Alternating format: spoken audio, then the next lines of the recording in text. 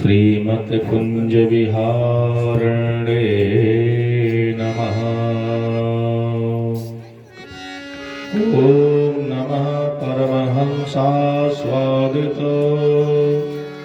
चरणकमलचूर्णकरन्दाय भक्तजनमानसनिवासाय श्रीरामचन्द्राय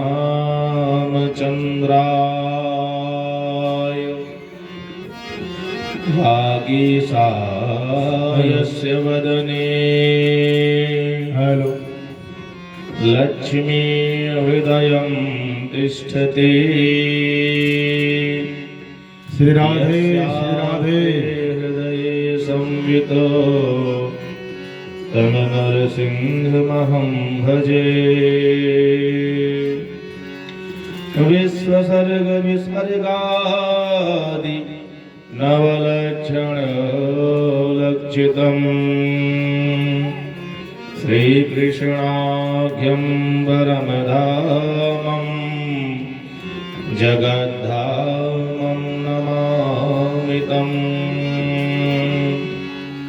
वाञ्छाकल्पतरुभ्यश्च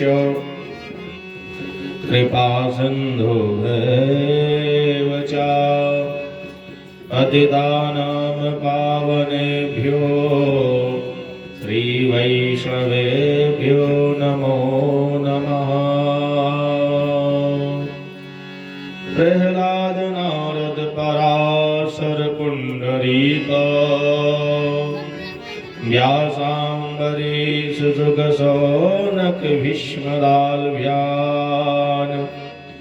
रुक्मा अंगद अर्जुन वसिष्ठ विभीषणादीन्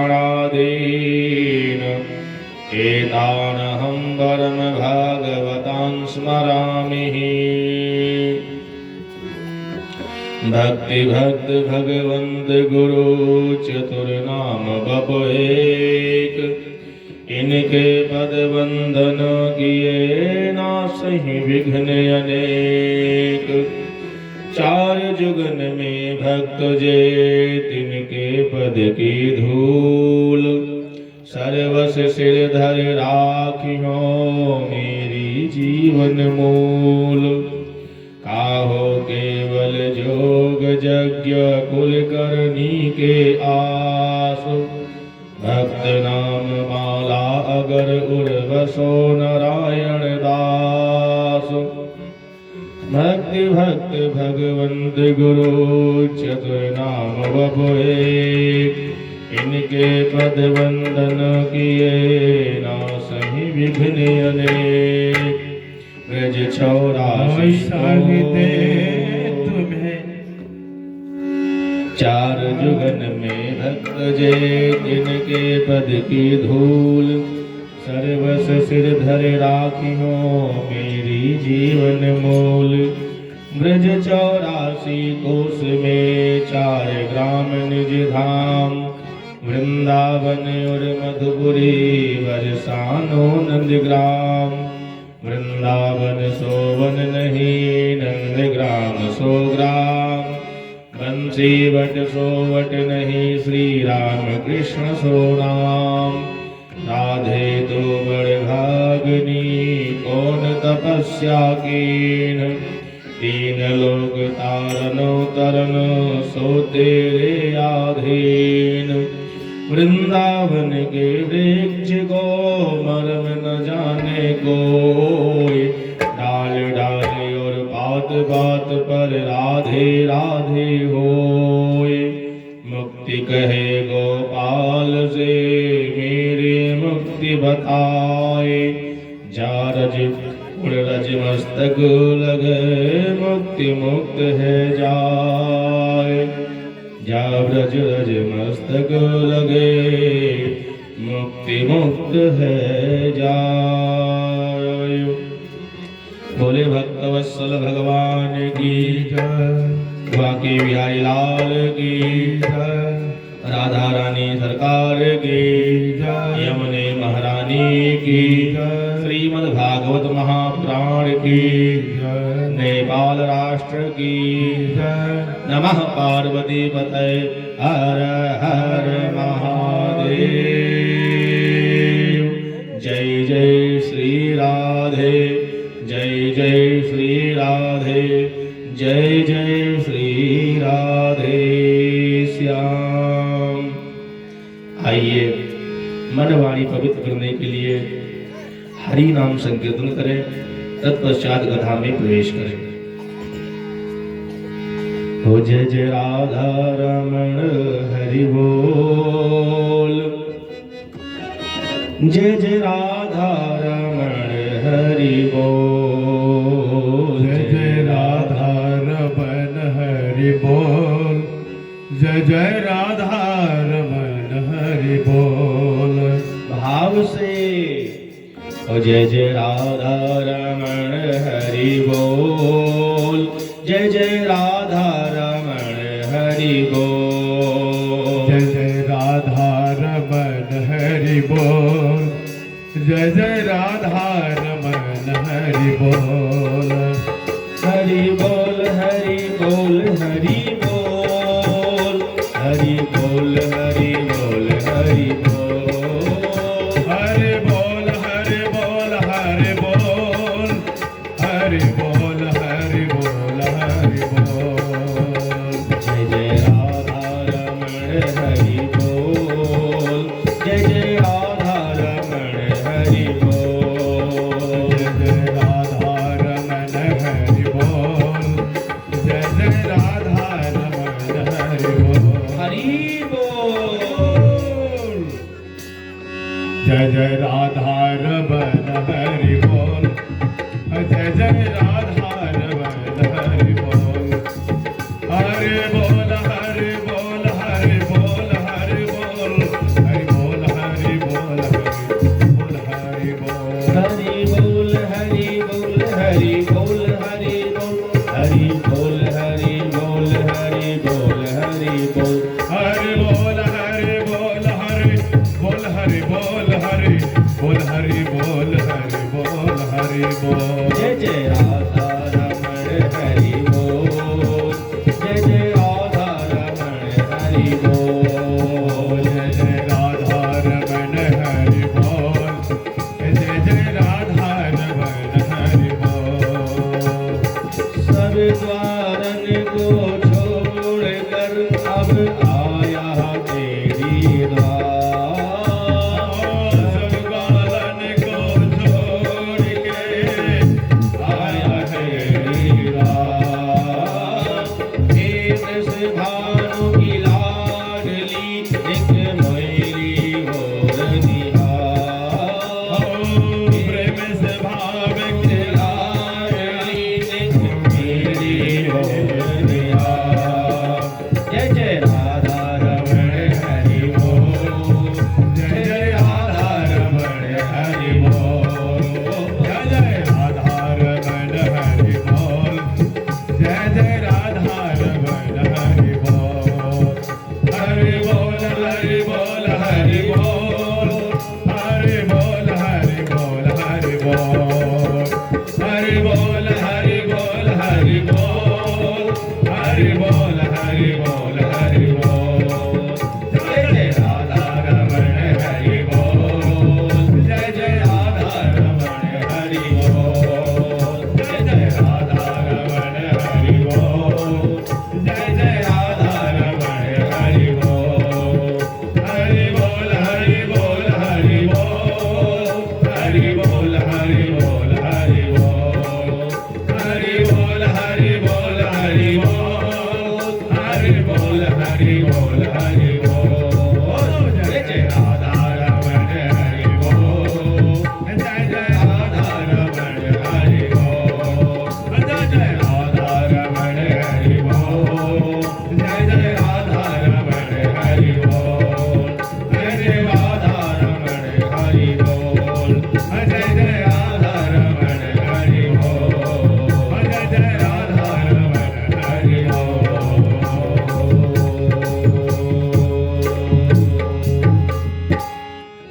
जय जय राधा रमण हरि बोल, ओ जय जय राधा रमण हरि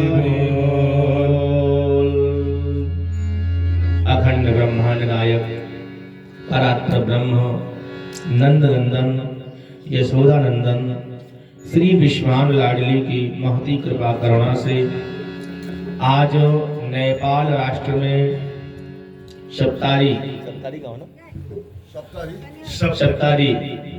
गांव के इस पवित्र प्रांगण में व्यास मंच के यादव परिवार के तरफ से श्रीमद् भागवत महापुराण अपनी पितरों के प्रसन्नता के लिए, अपने कल्याण के लिए करवा रहे हैं। यह गोविंद की बड़ी करुणा है, बड़ी कृपा है।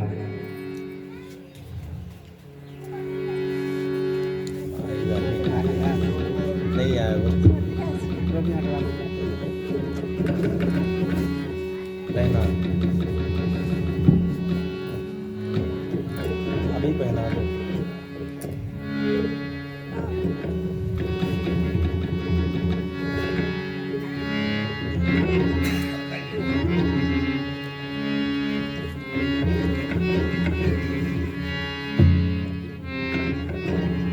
तो इस पवित्र व्यास मंच से श्रीमद् भागवत कथा आप लोगों को श्रवण करने का सौभाग्य प्राप्त हो रहा है। यह गोविंद की बड़ी करुणा है, बड़ी कृपा है। कल आप लोगों ने कथा के माध्यम से श्रवण किया कि भागवत कथा का महात्म्य क्या है, श्रवण करने से लाभ क्या है। तो भागवत में बताया गया है पंचोग्र पापा छल छद्म कारणा क्रोरा पिशाचा इव निर्दयाश्चये ब्रह्मस्य पष्टा व्यभिचार कारणा सप्ताह यज्ञेन कलो पुनन्ते। महान से महान पापी भी कथा सुन करके तर जाता है। लेकिन बात एक और ध्यान देने योग्य है, आप जितना पाप किए हो, भूल चूक से हो गई हो या जानबूझ करके भी हो गई है, आपने भागवत कथा सुन लिया तो आपका पाप नष्ट हो गया। लेकिन भागवत कथा सुनने के बाद में वो पाप दोबारा ना करें, क्योंकि उसके बाद अगर आप पाप करोगे तब क्षमा नहीं है। एक बार आपको अपनी गलती का एहसास हो जाए और उसका पश्चाताप शास्त्र की विधि के अनुसार जो बताया गया है उसका कर लिया जाए तो वो तो पाप नष्ट हो जाएगा।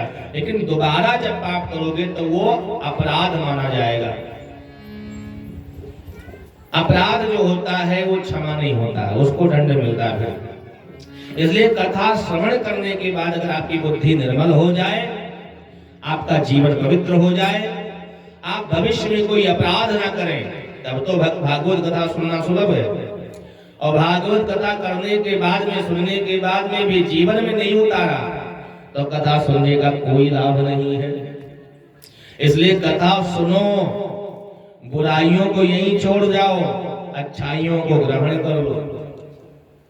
जो कुछ आपने अभी तक पाप कर्म किया है उसका पश्चाताप ठाकुर जी के चरणों में कर दो। हे प्रभु, हम अज्ञानी थे, हमारे द्वारा जो जाने अनजाने में पाप हुआ है आप उसे क्षमा कर दो, तो भगवान क्षमा कर देंगे।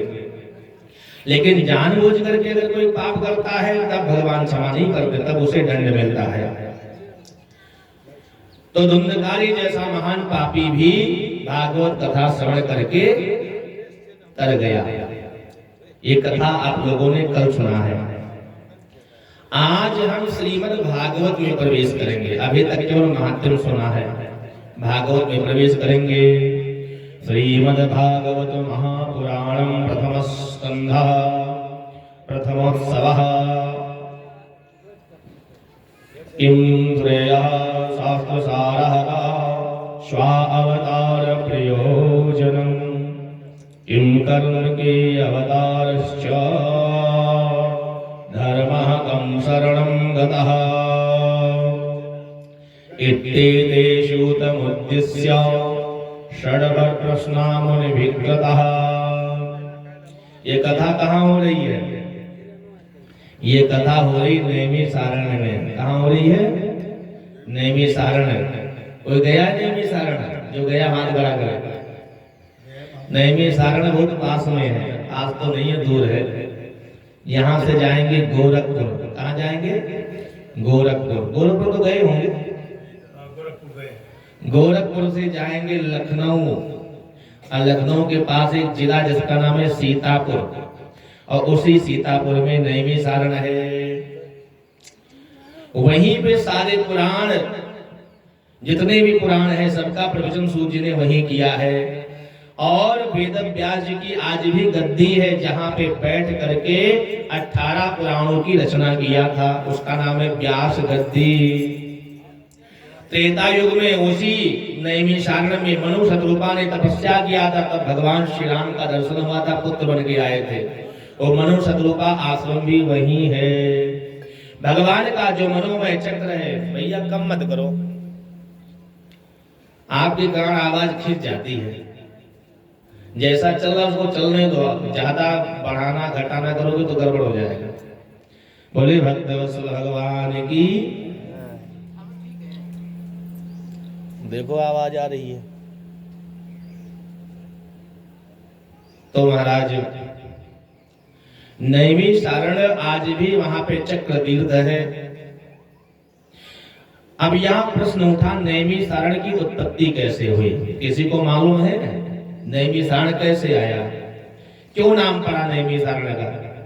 कहते हैं एक समय की बात है, जब भगवान इस धराधाम को छोड़कर चले गए तो सारे ऋषि मुनि व्याकुल हो गए और उन्होंने मन में विचार किया, अब आने वाला जो कलयुग है वो बड़ा विकट है। हम जैसे तपस्वी लोग, हम जैसे ज्ञानी लोग कहाँ पे तपस्या करेंगे, कहाँ पे साधना करेंगे, कहाँ भगवान की कथा सुनेंगे? बड़े बड़े ऋषि मुनि व्याकुल होकर के ब्रह्मा जी के शरण में गए और कहा, हे ब्रह्मदेव, अब कलयुग आने वाला है और कलयुग में सदाचार लुप्त हो जाएगा, अधर्म का बोलबाला होगा, तो मुझे कोई ऐसा स्थान बता दो जहां पे कलयुग का प्रवेश ना हो। क्या? जहां पे कलयुग का प्रवेश ना हो। ब्रह्मा जी ने मन में विचार किया, ये साधु संत जो है ना, बात तो सही कह रहे हैं, कलयुग में सदाचार लुप्त हो जाएगा, पाप परायण सब नर नारी, सभी लोग पाप परायण हो जाएंगे, इन संतों का उद्धार कैसे हो, कल्याण कैसे हो? तो जो 88,000 ऋषि मुनि थे, सबको दृष्टि में रख करके ब्रह्मा जी ने एक चक्र का निर्माण किया जिसका नाम था मनोमय चक्र। मन से चक्र का निर्माण किया और कहा, हे ऋषियों, जहां ये चक्र अपने आप शांत हो जाए उस स्थान में कली का प्रवेश नहीं होगा और वो बहुत बड़ा पवित्र क्षेत्र, पवित्र तीर्थ रहेगा। तो सारे ऋषि मुनि उसी चक्र के आगे पीछे पीछे चल पड़े। आगे आगे चक्र जा रहा है, पीछे पीछे ऋषि मुनि जा रहे हैं। जाते जाते जाते जाते एक सुनसान वीरान जंगल में चक्र का जो अगला भाग होता है, जिसमें छोटी छोटी धार होती है, कांटे जैसे कटीली कटीली, उसको संस्कृत में निमि कहते हैं। क्या कहते हैं? निमि, जो चक्र चलता रहता है। तो जो उसके सबसे लास्ट में छोटी छोटी धार बनी होती है उसको निमि कहते हैं। तो उसका जो चक्र का अग्र वाला भाग था वो धस गया जमीन में, और धस क्या गया, फोड़ दिया धरती को और वो पाताल में चला गया। चक्र वहीं से अंतर ध्यान हो गया। जहां पे वो चक्र धस गया था उस स्थान का नाम पड़ गया नैमिष। क्या नाम पड़ गया? नैमिष पड़ गया। और जंगल को संस्कृत में अरण्य कहते हैं। क्या कहते हैं? अरण्य। तो जिस स्थान पे वह चक्र धसा उस स्थान का नाम पड़ गया नैमिष, और संस्कृत में जंगल को अरण्य कहते हैं। तो दोनों को जोड़ दिया जाए तो क्या बन जाए? नैमिषारण्य। ऋषि मुनि वहीं बैठे गए, तपस्या करने लगे, यज्ञ पूजन करने लगे, और यहीं पे सूत जी का आगमन हुआ है। उनसे महाराज सूत जी से शौनक जी ने 6 प्रश्न किया है। क्या प्रश्न किया है? श्रेय क्या है और सभी शास्त्रों का सार तत्व क्या है? भगवान जब इस धरती पे आते हैं तो भगवान का आने का प्रयोजन क्या है? क्यों आते हैं? क्या राक्षसों को मारने के लिए आते हैं? भगवान के आने का प्रयोजन क्या है? भगवान जब धराधाम पे आते तो काम क्या क्या करते हैं, कौन सा कर्म करते हैं? और मूल रूप से भगवान के अवतार कितने हैं। वैसे भगवान के असंख्य अवतार हैं, लेकिन उन असंख्यों अवतार में मूल अवतार कितने हैं जिनको दुनिया माने, पूजा करे। और जब भगवान इस धराधाम को छोड़ करके चले जाते हैं तो धर्मः कम शरणं गतः, धर्म किसके शरण में जाता है, ये 6 प्रश्न किया है शौनक जी ने सूत जी के समक्ष। और इन 6 प्रश्नों को सुन करके सूत जी गदगद हो गए और कहा जरा मैं भगवान का ध्यान कर लूं। जन्माद्यस्य यतोऽन्वयादितरतश्च चार्थे विज्ञास्वराट् तेने ब्रह्म हृदय आदिकवये मुह्यन्ति यत्सूरयः तेजो वारिमृतां यथा विनिमयो यत्र सर्गो मृषा दाम्ना स्वेन सदा निरस्तकुहकं सत्यं परं धीमहि। सूत जी ने स्तुति किया ऐसे ब्रह्म का जिसका कोई नाम ही नहीं है। और वेद व्यास जी ने भी जो भागवत का ग्रंथ लिखा उसमें पहला श्लोक ही लिखा जिसमें किसी देवी देवता का नाम नहीं है। सत्यम परम धीमहि, केवल सत्य स्वरूप परमात्मा को प्रणाम किया है। अब सत्य में महाराज लोगों ने कहा कि किसी, देखो भागवत में केवल कृष्ण भगवान का चरित्र है विस्तार से, तो कृष्णम परम धीमहि लिख देते हैं। अगर कृष्णम परम धीमहि लिख देते तो श्लोक में कोई अंतर नहीं आता, लेकिन कृष्णम परम धीमहि नहीं लिखा, रामम परम धीमहि नहीं लिखा, शिवम परम धीमहि नहीं लिखा, देवी परम धीमहि नहीं लिखा, सत्यम परम धीमहि लिखा। क्यों? अगर कृष्णम परम धीमहि लिख देते तो कृष्ण के उपासक कहते ये तो मेरे भगवान का है ग्रंथ है, तो शिव वाले, पार्वती, शंकर जी वाले, देवी मैया वाले, राम जी वाले कहते ये तो मेरा ग्रंथ ही नहीं है, तो लोग कथा ही नहीं सुनते हैं। इसलिए क्योंकि भागवत किसी एक ग्रंथ, एक देवता का नहीं है। भागवत का मतलब ही भगवान के भक्तों का चरित्र। 4 दिन तक तो 3 दिन तक केवल भक्तों का ही चरित्र होता है, 5वें दिन भगवान आते हैं। इसीलिए भागवत में सत्यम परम धीमहि कहा गया। और सत्य में सभी देवी देवता महाराज विराजमान हैं। क्या कहते हैं? सत्यम शिवम सुंदरम। शिव किसमें है? सत्य में है। राम किसमें है? सत्य में है। कृष्ण किसमें? सत्य में है। देवी किसमें है? सत्य में ही है। सारे देवताओं की छोड़िए, हमारी और आपकी भी सत्ता सत्य में ही है। असत में तो कुछ है ही नहीं महाराज। ये संसार की जो सृष्टि है भगवान की, वो सत्य में है। असत सृष्टि भगवान लिखते ही नहीं, रचते ही नहीं है। कैसे? झूठ तो आप दिन रात बोलो, लेकिन अगर महाराज कोई झूठ बोल दे और आपको पता हो कि झूठ बोल रहा है तो क्या कहेंगे? महाराज ने कहा झूठ बोलना पाप है? तो हमारे सामने झूठ बोलते हो। झूठ आपका हृदय स्वीकार नहीं करेगा। क्यों? क्योंकि आपके हृदय में सत्य स्वरूप परमात्मा जो है वो विराजमान है। इस क्रम से देखा जाए तो वेद व्यास जी ने एक ही श्लोक में संपूर्ण जीवन ब्रह्मा पर्यंत जितने भी देवी देवता हैं, जितने कीट पतंगे हैं, जितने मनुष्य हैं, सारे संसार की स्तुति मात्र एक श्लोक में कर लिया। क्योंकि संपूर्ण ब्रह्मांड की सत्ता सत्य में ही है। असत में सृष्टि नहीं है, सत्य में सृष्टि है। इसीलिए कहा गया सत्यम परम धीमहि। सूत जी ने अपने गुरुदेव का स्मरण किया है। यम ब्रजंतमनुपेतमपेत कृत्यम द्वैपायनो विरह कातराजुहाव पुत्रेत तन्मयतया तरवो विनेदुस तं सर्वभूत हृदयं मुनिमानतोऽस्मि, तं सर्वभूत हृदयं मुनिमानतोऽस्मि। गुरु जी कैसे हैं? सूत जी कैसे बताऊं? गुरु जी के सूत जी के गुरु जी ऐसे हैं जिनका जन्म हुआ और जन्म लेते ही नार विमान को उठाया और तपस्या के लिए चल पड़े महाराज। हाँ, नालो छेद यज्ञोपवी तो छोड़िए, जनेऊ की तो बातें क्या करें, नाल छेदन संस्कार भी नहीं हुआ और जन्म लिए, जन्म लेते ही वैराग्य आ गया, तपस्या के लिए चल पड़े। इतने विद्वान, इतने वैरागी संत को आया घर में देख करके वेद व्यास जी कहते हैं पुत्रेति, हे पुत्र कहाँ जा रहा है अपने पिताजी को छोड़ करके। सुखदेव जी देख भी नहीं रहे हैं, क्यों? क्योंकि सुखदेव जी को मालूम है मेरे पिता के रूप में भगवान की माया पीछे पीछे आ रही है। हाँ, अगर मैं अपने पिता के कहने से रुक जाऊंगा तो भगवान की माया बड़ी बलवती है।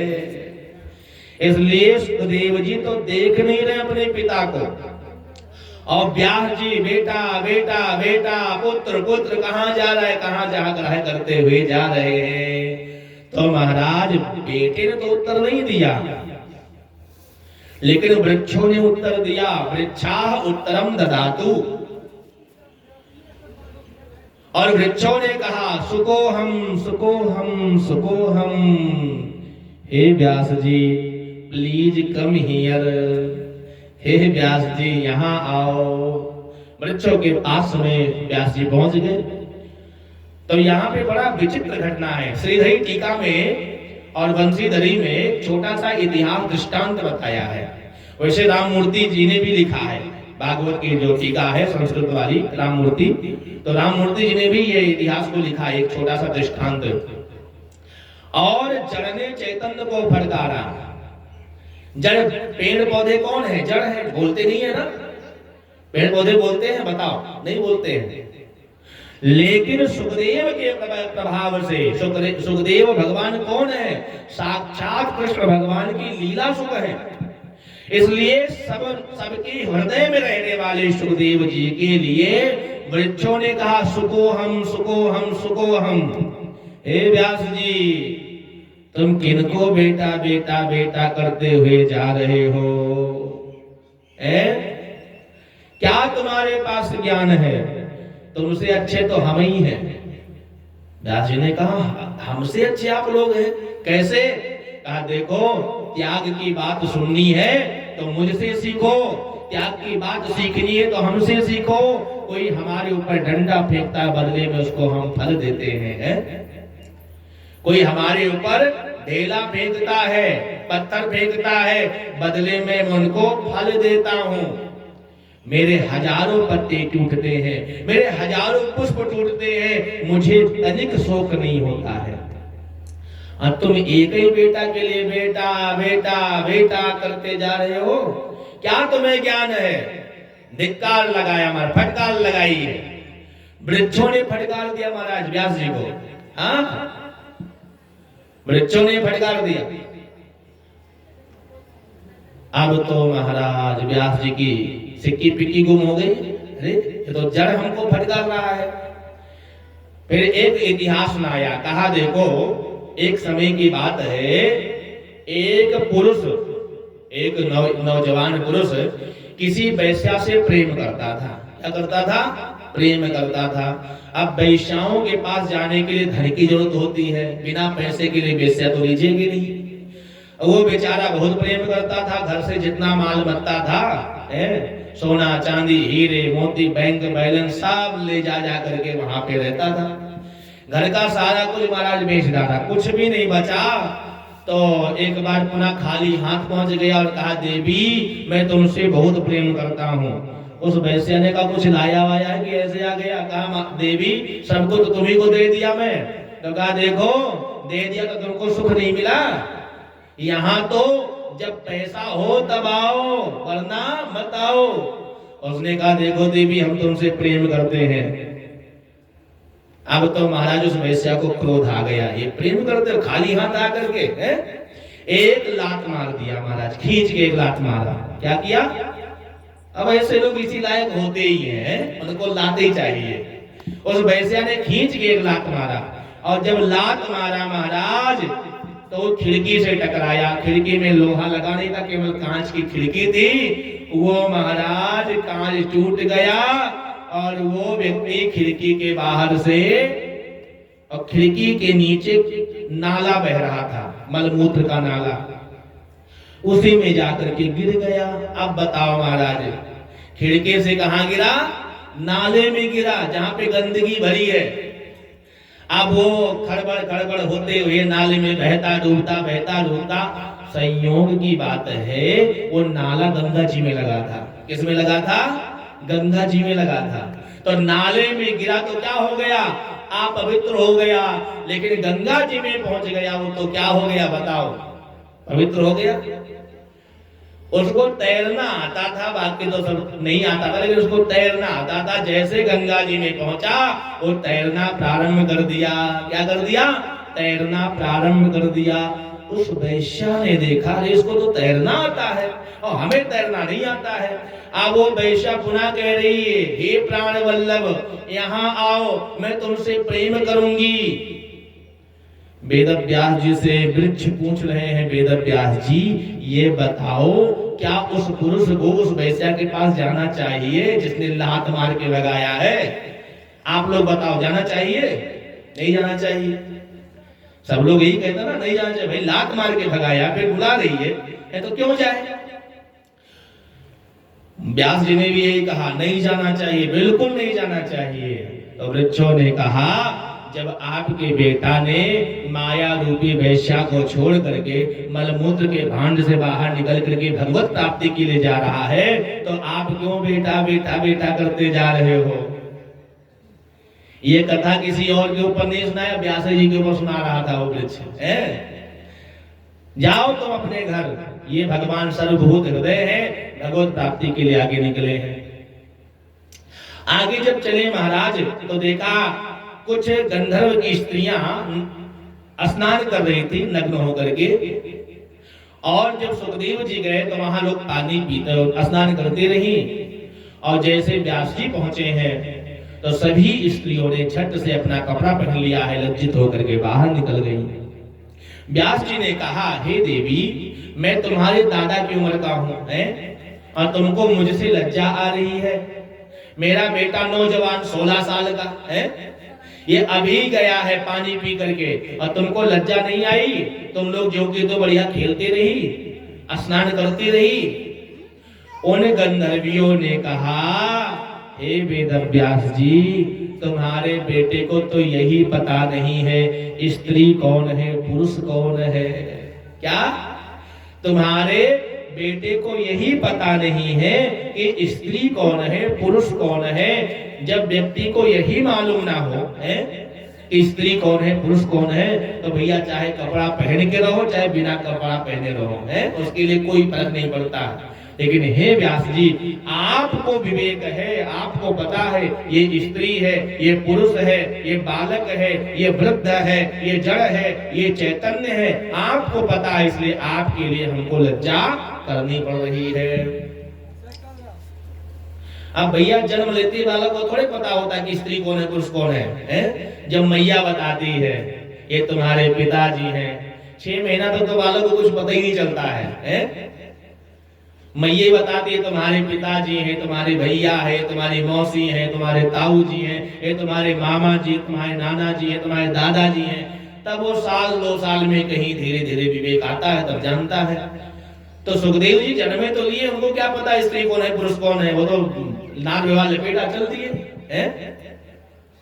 अब व्यास जी अपने घर आ गए। ऐसे सभी के हृदय में निवास करने वाले सर्वभूत हृदय भगवान सुखदेव को हम प्रणाम करते हैं। बोले सुखदेव भगवान की जय। तो सुखदेव जी के जन्म की भी कथा सुना दे, कैसे जन्म हुआ है। अभी तो ये तो आधी कथा सुनाई है, पूरी कथा कर दे कैसे सुखदेव जी आए। चलो कर दे। एक समय की बात है, भगवान जब कोई लीला करना चाहते हैं, भगवान समझ गए कि कलयुग में हमारी लीला कैसे आगे बढ़ेगी, तो अपना ही लीला शुभ जो है, भगवान कृष्ण प्रेम के रस का आस्वादन करने के लिए एक तोता बन जाते हैं। लीला ठाकुर जी की लीला है। तो तोता बन करके जब जाते हैं टेढ़ों टेढ़ों करते हुए राधा जी के पास में जाकर के कहते हैं कृष्ण कृष्ण कृष्ण, टेढ़ों टेढ़ों करते हैं। राधा जी बड़ी प्रसन्न हो जाती हैं, उस तोते के को चूमती हैं और कहती है वत्स कृष्णम वद, हे बेटा कृष्ण बोलो। तो तोता कृष्ण कृष्ण कृष्ण कहता है। फिर वही तोता महाराज जब भगवान कृष्ण के पास में पहुंचता है तो भगवान श्री कृष्ण कहते हैं वत्स राधे वद। तब वो तोता राधे राधे राधे राधे बोलता है। भगवान समझ गए कि हमारी लीला का प्रसार यही सुख कर सकता, यही तोता कर सकता है। इसलिए भगवान के मन के अवतार कौन है? नारद जी हैं। तो नारद जी को भगवान ने प्रेरणा दिया है। नारद जी चल पड़े, कहाँ चल पड़े? कैलाश पर्वत पे। श्रीमन नारायण नारायण नारायण, श्रीमन नारायण नारायण नारायण, भजमन नारायण नारायण नारायण, भजमन नारायण नारायण नारायण, श्री हरि नारायण नारायण नारायण, श्री हरि नारायण नारायण नारायण, श्री नारायण नारायण नारायण, भक्ति नारायण नारायण नारायण, भक्ति नारायण नारायण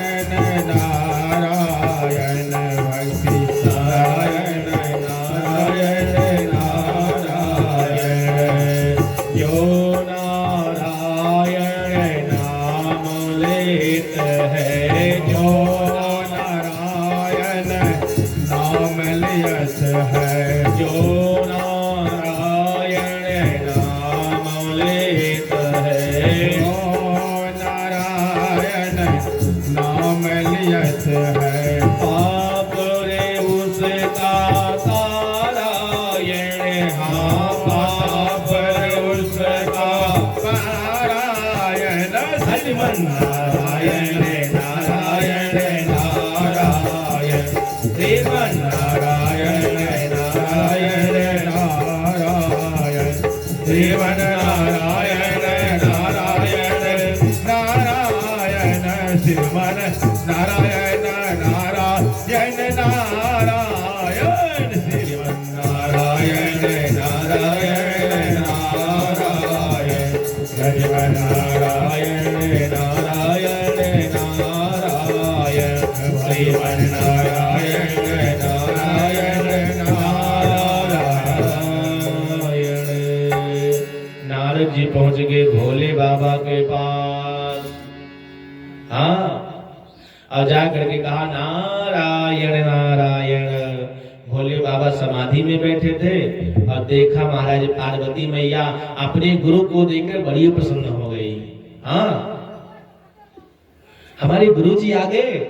पार्वती मैया ने पाद अर्घ आचमन के द्वारा बढ़िया दिव्य आसन में बैठाया है और जलपान दिया है। नारद जी का मुंह लटका हुआ है। मैया ने कहा बाबा आपका मुंह काहे को लटका है? नारद जी ने कहा क्या बताऊं देवी जी, आजकल दिखावा ज्यादा हो गया, प्रेम मोहब्बत कोई करता नहीं है, बस केवल दिखावा ही दिखावा है। पार्वती मैया ने कहा बाकी सबकी तो हम गारंटी नहीं लेती हैं, लेकिन हमारे पति देव हमसे बहुत प्रेम करते हैं। हमारे जो पति है ना वो हमसे बहुत प्रेम करते हैं। नारद जी ने कहा प्रमाण क्या है? हम कैसे विश्वास करें कि तुम्हारे पति तुमसे ज्यादा प्रेम करते हैं? मैया ने कहा गुरु के द्वारा जो मंत्र होता है वो किसी को नहीं बताया जाता है, और हमारे जो पति देव हैं जब दीक्षा लेके आए राम नाम का तो सबसे पहले हमको ही बताया कि गुरु जी ने हमको ये कानों में उपदेश दिया है। बताओ इससे भी बड़ा कोई प्रमाण है? नारद जी ने कहा नारायण नारायण। तब तो ये भी बताया होगा कि गले में जो मुंडों की माला पड़ी है वो किसकी है? पार्वती मैया ने कहा सब कुछ बताए, लेकिन यही नहीं बताया कि गले में जो मुंडों की माला है वो किसकी है। नारद जी ने कहा नारायण नारायण। तब तुमसे प्रेम क्या खा करते हैं जब यही नहीं बताया कि मुंडों की माला किसकी है। मैया ने कहा इसका मतलब हमारे पति की कहीं और चक्कर चल रहा है। नारद जी ने कहा देखो देवी ये तो तुम जानो, तुम्हारे पति जाने, हमारा तो काम हो गया। नारायण नारायण। अब तो महाराज नारद जी वहां से चल पड़े। देवी पूरी भद्रकाली बन गई। हाँ, अपने सखियों को आदेश दे दिया किसी को आने मत देना, और चली गई महाराज कोप भवन में। पहले जब कोई घर बनाता था ना तो एक स्पेशल कमरा होता था। जब घर में पत्नी रूठ जाती थी ना, नाराज हो जाती थी, तब उसका चाबी अपने आप खुल जाता था। वो चाबी स्पेशल होती थी। फिर देवता लोग महाराज खूब मनाते थे, देवी तुम्हारे लिए ये ले आऊंगा, वो ले आऊंगा, चांद तारे तोड़ लाऊंगा, पता नहीं क्या क्या बोलते थे। तब जाकर के देवी जी कहीं मानती थी। अब आजकल महाराज को भवन तो होता ही नहीं है। होता है क्या? क्योंकि आजकल पूरा घर ही को भवन है। हाँ, पता नहीं महाराज कब घिसुम घिसुम शुरू हो जाए दोनों में। पहले कभी कभी होता था, आजकल महाराज 2-4 दिन नहीं बीतता है और देवी जी में देवता में हो जाता है, एक राउंड तो हो ही जाता है। इसलिए अब को भवन बनाने की जरूरत नहीं है, पहले होता था। इधर महाराज अब नारद जी कैलाश पर्वत से बाहर निकले। भोले बाबा तब तक जग चुके थे समाधि से। कहा बाबा प्रणाम। भोले बाबा ने कहा आयुष्मान भव नारद, कब आए? कहा हमको तो बहुत समय हो गया आए, अब हम जा रहे हैं, लेकिन देवी जी तुमको याद कर रही हैं। नारद जी को बात सुना तो भोले बाबा ने कहा नारद जी आप आओ, देवी याद ना करे ऐसा कभी हुआ है? तुम आए जरूर याद कर रही होगी। अब तो महाराज भोले बाबा ने मन में सोचा क्या पट्टी पढ़ाया होगा। तुरंत महाराज जाकर के पूछा नंदीश्वर से, देवी कहाँ है? नंदीश्वर ने कहा देवी गई कहाँ? कोप भवन में। भोले बाबा की बीपी बढ़ गई, महाराज पता नहीं क्या पढ़ा के गया है। और जाकर के महाराज देवी जी से कहते हैं देवी। अब देवी महाराज जैसे नागिन फुंकारे, कहा छूना मत मुझे। भोले बाबा ने कहा बात क्या हुआ, कुछ बताओ तो। कहा तुम नीचे से भी कपटी, ऊपर से कपटी है, नरमुंडों की माला पहने हुए है। हमारे पिता पता नहीं क्या देख करके तुमसे हमारी शादी करा दी। कहा बात क्या है देवी, तुम कुछ तो बोलोगी। कहा ये बता तुम्हारा चक्कर कहाँ चल रहा है? हाँ महाराज, देवी जी महाराज सब कुछ सहन कर लेंगी, पत्नी सब कुछ सहन कर लेगी, ये बिल्कुल सहन नहीं करेगी उसका पति का चक्कर कहीं और चल रहा है। अगर पता हो गया महाराज तो चूल्हा चक्की सब बंद। सही बता रहे गलत बता रहे हैं? सही है ना? अगर कहीं पता चल गया कि उनके जो पति हैं उनको अंग्रेजी में क्या बोले, हस्बैंड है, हाँ हस्बैंड का बैंड कहीं और बज रहा है, फिर देवी ऐसी बैंड बजावे महाराज वो भूल ही जाए। अब तो महाराज भोले बाबा ने कहा देवी कुछ तो बोलेगी। कहा तुम्हारा चक्कर कहाँ ये बताओ।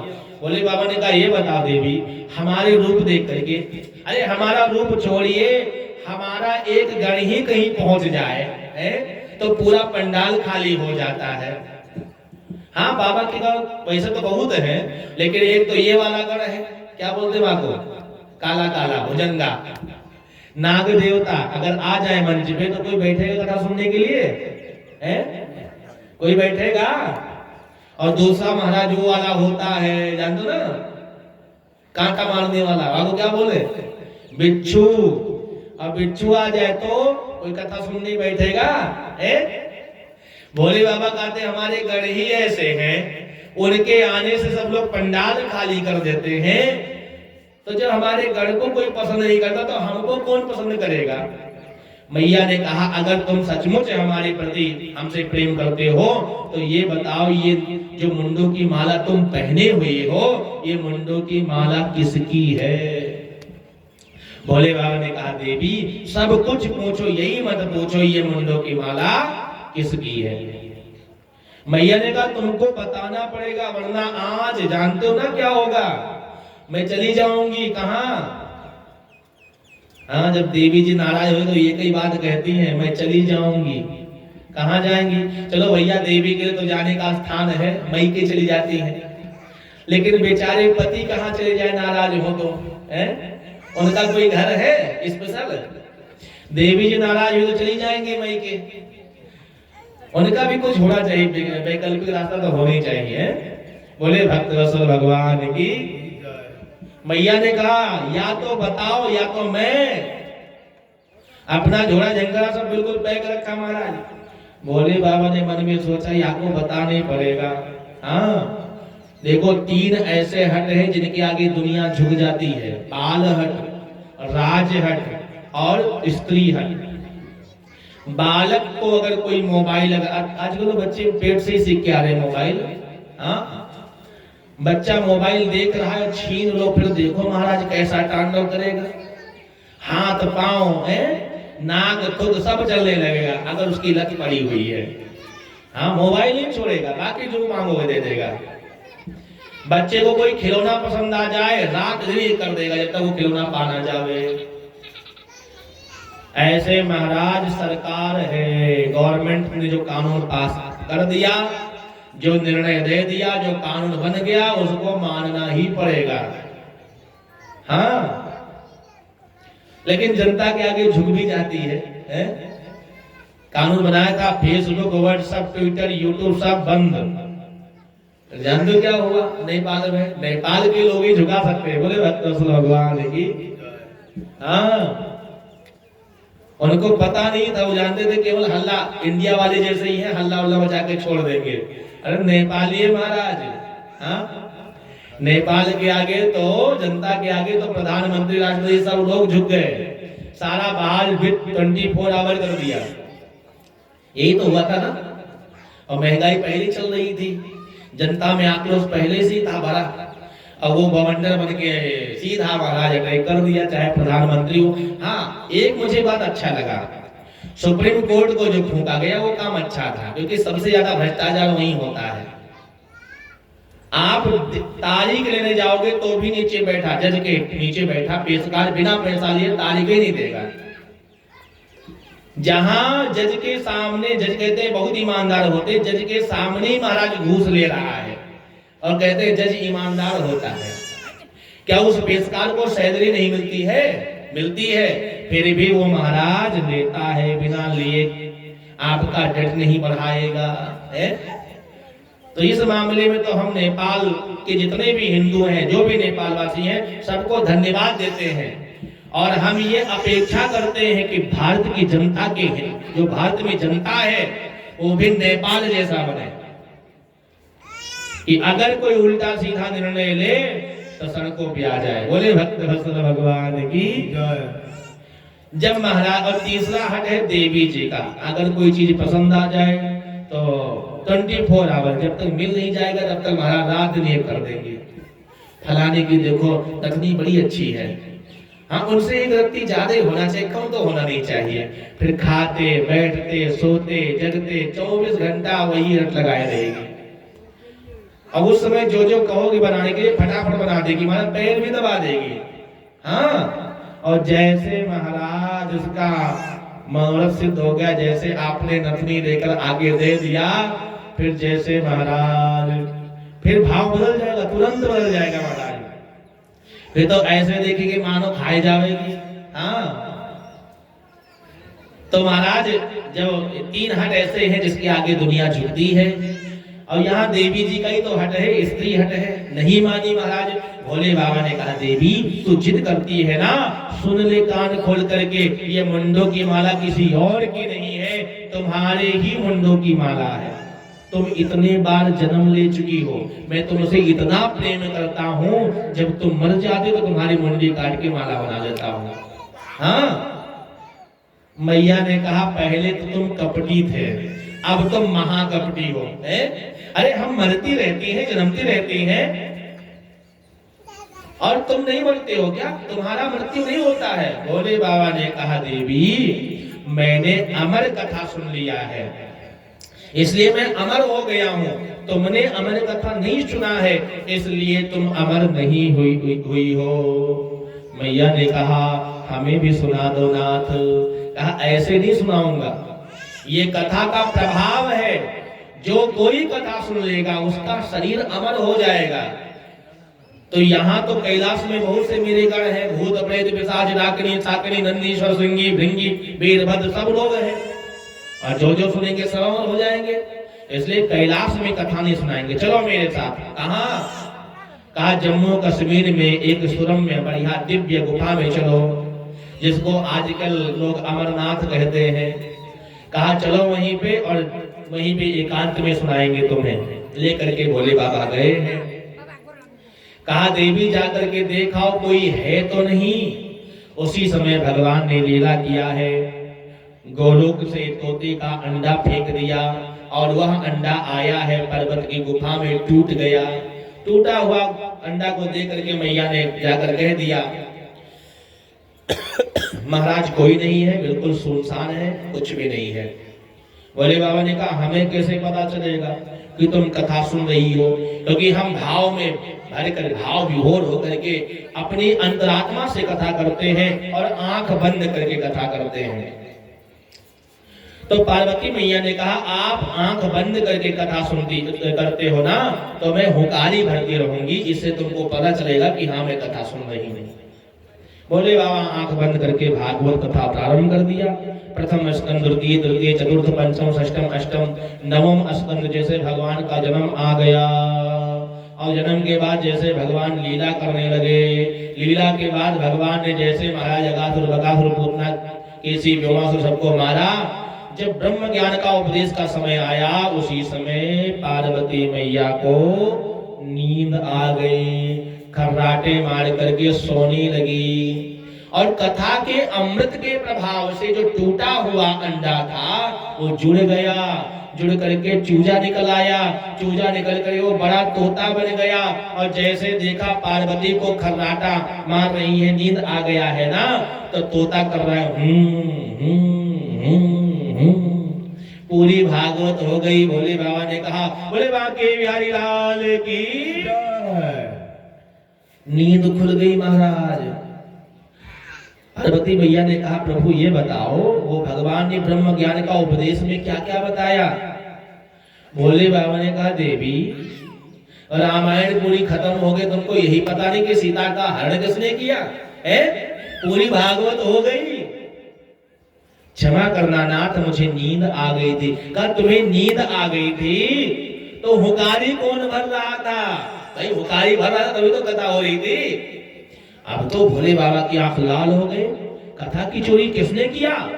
कौन ऐसा मूर्ख है जिसने कथा का चोरी किया? कौन, किसका ऐसा दुस्साहस है? त्रिशूल लेकर के महाराज भोले बाबा जब बाहर निकले तो तोता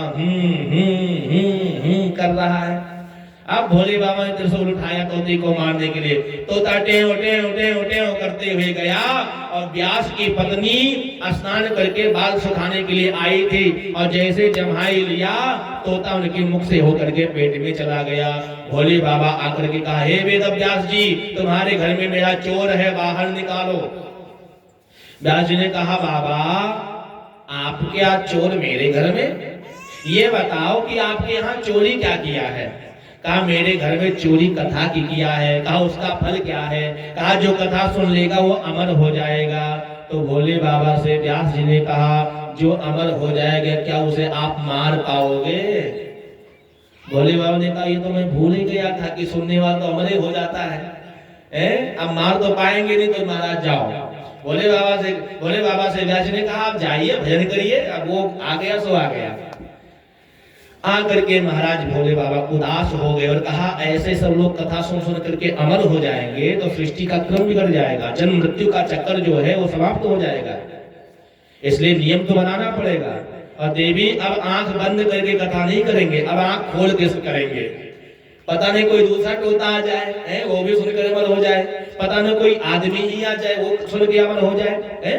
इसलिए भगवान आंख खोल करके सुनाया कथा, और ये पूरी कथा हो गई। पार्वती जी जब अमर हो गई, अमर को प्राप्त कर लिया, तो भोले बाबा ने तुरंत एक नियम बना दिया कि आज के बाद श्रीमद् भागवत कथा सुनने वाले का शरीर अमर नहीं होगा। क्या? वरना महाराज अगर शरीर अमर होने लगता तो भागवत सुनने के लिए टोकन लगती है। वृंदावन बैठे बैठे ऑनलाइन लाखों करोड़ों लोग जुड़ जाते हैं। हाँ बीपी, शुगर लेवल, कैंसर, जो भी बीमारी है भागवत सुनो सब समाप्त है। कोई यहाँ बैठने की जगह मिलता बताओ? अगर अमर होने लगते तो यहाँ बैठने की जगह मिलती? तिल रखने का, तिल फेंक दे तो तिल भी सर पे ही गिरता, ऐसी भीड़ हो जाती। भोले बाबा ने नियम बना दिया, आज के बाद भागवत कथा सुनने वाले का शरीर अमर नहीं होगा। लेकिन एक नियम और बताया है, भले ही शरीर अमर ना हो, लेकिन भागवत कथा सुनने वाले को भगवान का लोक परम धाम वैकुंठ मिल जाएगा, कभी माता के गर्भ में दोबारा नहीं आएगा, ये भी नियम है। तो अमर होने वाला तो केवल दीर्घायु प्राप्त करता है, और जन्म मृत्यु के चक्कर से अगर कोई छूट जाए तो इससे बड़ा और सौभाग्य क्या है? तो भागवत कथा सुनने वाले का जन्म मृत्यु के चक्कर से छूट जाता है। वही महाराज सुखदेव जी 12 वर्षों तक तपस्या करते रहे। जब कहा बेटा बाहर निकल आओ, सुखदेव जी ने कहा पिताजी हम तो पेट के अंदर ही ठीक हैं, बाहर निकलेंगे तो भगवान की माया हमारे ऊपर हावी हो जाएगी। अगर भगवान द्वारिकाधीश श्री कृष्ण ही आकर के कह दें कि हे सुखदेव मेरी माया तुझ पे नहीं व्यापेगी, तो ही हम बाहर आएंगे, अन्यथा हम बाहर नहीं आएंगे। तो जब भगवान कृष्ण ने आकर कह दिया कि हे बालक मेरी माया तुझ पे नहीं व्यापेगी, तभी भगवान सुखदेव का जन्म हुआ, और जन्म लेते ही महाराज वो नार विमान लेकर के चले गए। बोले भक्तवत्सल भगवान की जय। सुखदेव जी जब चले गए हैं, ऐसे सुखदेव जी को हम प्रणाम करते हैं। इसके बाद में बताया गया है कि माया को सब कोई भजे, माधव भजे न कोई, जो कदापि माधव भजे सो माया छेरी होय। भगवान का नाम तो कोई लेता नहीं है, माया के चक्कर में 24 घंटा रहते हैं, कमाने के लिए 8 घंटा 10 घंटा 12 घंटा की ड्यूटी करते हैं। भगवान की पूजा हुआ पर 2 मिनट में हो जाएगा। एक बात बताऊं, जिस माया के चक्कर में आप डोल रहे हो ना, वो माया भगवान के चरणों को दबाती है? क्या करती है? चरणों को दबाती है। हाँ, और आप चरणों को दबाने वाले परब्रह्म परमात्मा के लिए 2 मिनट निकालते हो, और जो चरणों को दबाती है उसके लिए 12 घंटा 14 घंटा निकालते हो, तो क्या वो माया तुम्हारे पास आएगी? बताओ, आएगी? बिल्कुल आएगी। लेकिन कैसे आएगी? उल्लू पे बैठ के आएगी। हाँ, लक्ष्मी जी अगर अकेले आती है ना, तो लक्ष्मी जी का वाहन उल्लू है। क्या है? उल्लू। अकेले जब आएंगे तो उल्लू पे बैठ के आएंगे। और एक बात और बताऊंगा, जब लक्ष्मी जी उल्लू पे बैठ के आएंगे ना, तो उल्लू बना के चली जाएंगी। बोले भक्तवत्सल भगवान की जय। उल्लू बनाना जानते हैं ना? अगर अकेले आएंगे 10,000 तो जेब से जाएगा 20,000। हाँ, अकेले लक्ष्मी जी आएंगे 30,000 तो जेब से जाएगा 50,000। क्योंकि उल्लू बनाने के लिए आएंगे ना, तो उल्लू बना के चली जाएंगे। जितना आप कमाओगे उससे डबल तिबल आपका खर्चा हो जाएगा। और अगर आपने नारायण की सेवा किया, ध्यान से सुन लो, अगर आपने नारायण की सेवा किया, हमारे कन्हैया की सेवा किया, तो लक्ष्मी मैया फिर उल्लू पे बैठ के नहीं आएंगी। फिर किस पे बैठ के आएंगे? भगवान विष्णु का वाहन क्या है बताओ? गरुड़ है ना?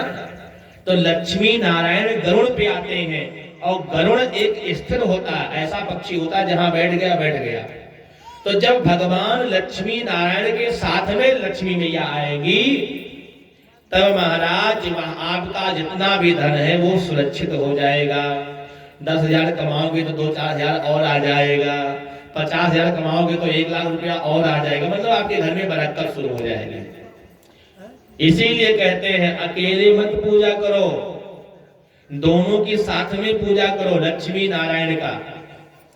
अकेले लक्ष्मी जी के चक्कर में रहोगे ना, तो उल्लू बना देंगे लक्ष्मी मैया, घुमाते रहेंगे आपको। हाँ, और नारायण के साथ में अगर पूजा करोगे तो सदैव के लिए लक्ष्मी मैया आपके घर में स्थिर हो जाएंगी। जैसे हमारे वृंदावन में देखो महाराज, एक से एक व्यास, लक्ष्मी मैया के चक्कर में नहीं पड़े हैं, वो केवल अपने कन्हैया को पकड़े हुए हैं। हाँ, अनिरुद्धाचार्य को देख लो, हमारे साथ में पड़ा हुआ था, केवल कन्हैया को पकड़ लिया, लक्ष्मी मैया अपने आप आ रही है? दौड़ दौड़ करके आ रही है। हाँ, बड़े बड़े व्यास देख लो, जिसपे नारायण की कृपा हो जाती, लक्ष्मी अपने आप ही कृपा करना शुरू कर देती है। और अगर आपने केवल लक्ष्मी के पीछे भगना शुरू किया तो लक्ष्मी मैया तुमको घुमाते रहेंगी, घुमाते रहेंगी, घुमाते रहेंगी, हाँ, उल्लू बना करके। इसलिए नारायण भगवान की सेवा करना चाहिए। हरि व्यापक सर्वत्र समाना, प्रेमिति प्रगट होय मैं जाना। हरि व्यापक सर्वत्र समाना, प्रेमिति प्रगट होय मैं जाना। हरि व्यापक सर्वत्र समाना, प्रेमिति प्रगट होय मैं जाना। हरे भाग मानुष तन पावा, शूर दुर्लभ सब संधि गावा। हरे भाग मानुष तन पावा, शूर दुर्लभ सब संधि गावा। साधन धाम मोक्ष गरीबारा, पाई न जहि पर लोक सवारा।